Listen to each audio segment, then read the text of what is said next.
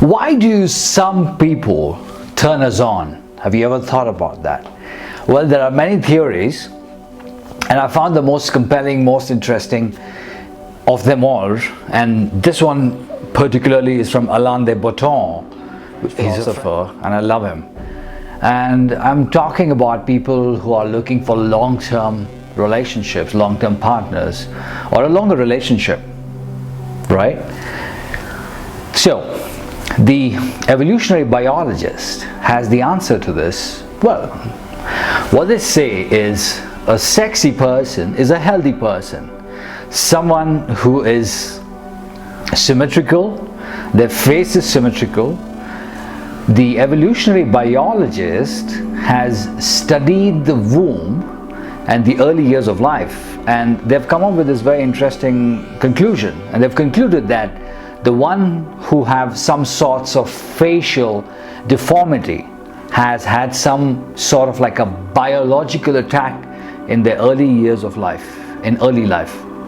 Now, if you see someone who's beautiful, then that someone shows a very healthy lineage, and we are deeply attracted to them. And that's interesting, and many times we hear the expression where women or even men say that actually, you like me only for my body and not for who I am. This happens a lot in relationships. They almost take this as like an insult. But please know, it's not an insult. No, there is a very fundamental, big amount of truth in it. And I mean, you are this spirit, this being, which is enveloped in this physical body. We are present in this physical body, and there is a lot going on in this physical body. Now, which is a reflection of who you are on the inside, spiritually and physically as well. So you might wonder then, why aren't we all turned on to the same person? Now this is very important too, because we all have different backgrounds, which means we have different cultures and different mothers and different fathers.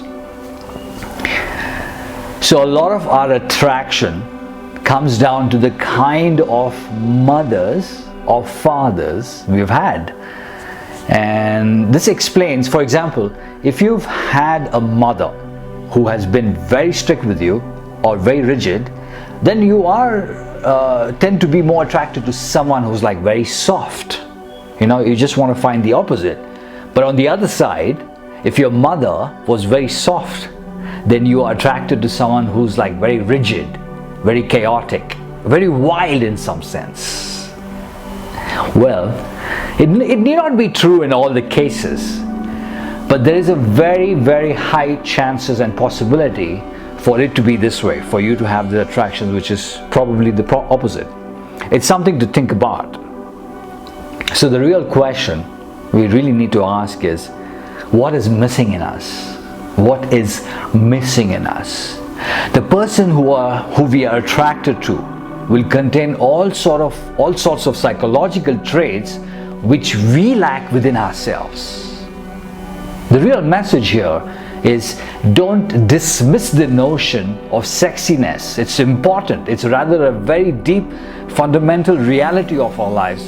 And there's a whole lot of things that's going on over there.